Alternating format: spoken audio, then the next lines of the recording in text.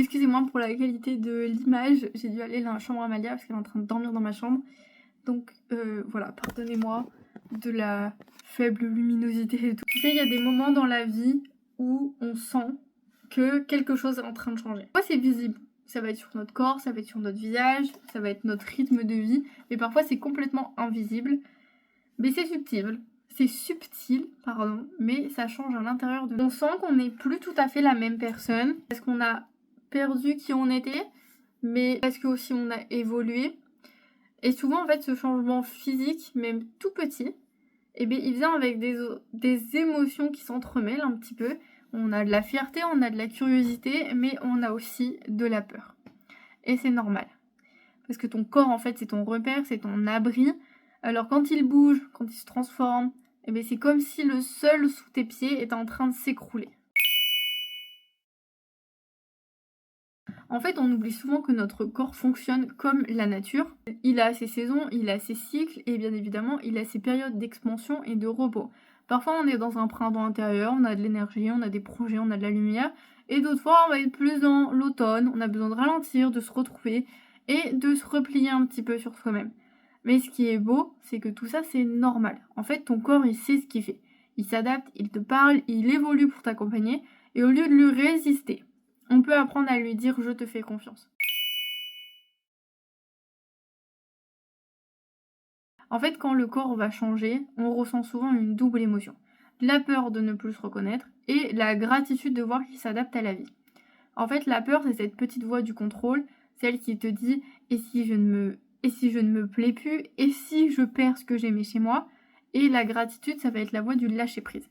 C'est celle qui va te murmurer un petit peu « regarde tout ce que ton corps fait ». Et tu peux ressentir les deux et c'est tout à fait ok. Tu peux te dire « je me sens différente » sans que ce soit ni bien ni mal. Tu peux honorer ton corps, même si tu le comprends pas toujours en fait. Ce qui compte, c'est d'apprendre à écouter ce qu'il essaye de te dire.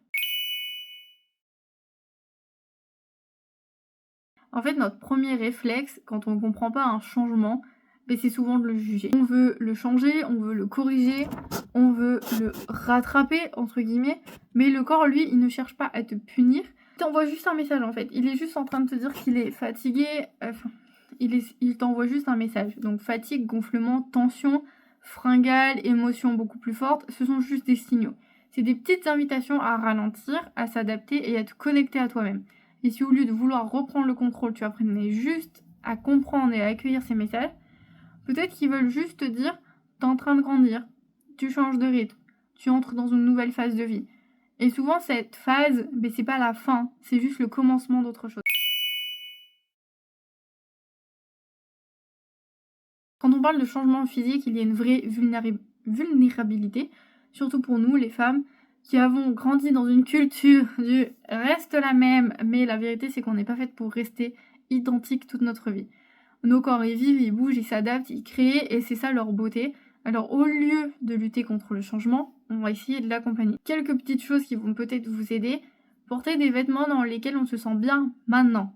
Pas quand tu auras perdu tant de poids ou quand tu auras trouvé X ou Y raison de le faire. Porte des vêtements dans lesquels tu te sens bien maintenant. Prends soin de ton corps sans objectif de transformation, juste pour lui faire du bien. Et écrire ou parler à toi-même comme si tu parlais à une amie, ça je vous en ai parlé 1001 fois, mais la façon dont vous parlez vraiment ça va tout changer. Petit exercice que j'aime bien faire, c'est merci de me porter chaque jour, merci de t'adapter même quand j'en demande trop, et merci de continuer à avancer même quand moi j'hésite. Ça s'appelle de la gratitude, c'est tout. C'est des petits mots, c'est répété, mais à force, ça va finir par vous apaiser.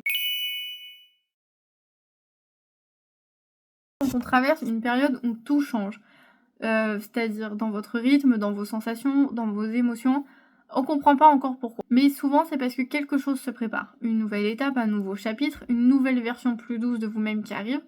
Ton corps, en fait, il ne fait jamais les choses par hasard. Il se prépare à accueillir, à créer et à protéger. Et même si tu sais pas encore vers quoi tu vas, tu peux déjà lui dire « je te fais confiance ».